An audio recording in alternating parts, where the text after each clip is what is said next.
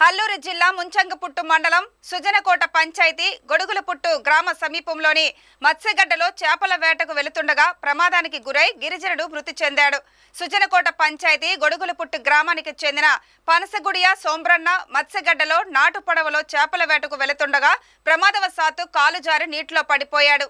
దీంతో స్థానిక సర్పంచ్ వెంకట రమేష్, రెవెన్యూ సిబ్బంది, గిరిజనులు 3 నాటు పడవలతో విస్తృతంగా గాలింపు చేపట్టి మృతదేహాన్ని ఎట్టకేలకు బయటకు తీశారు. మృతదేహాన్ని ముంచంగపుట్టు సిహెచ్సికి తరలించి పోస్టుమార్టం నిర్వహించి బంధువులకు అప్పగించారు.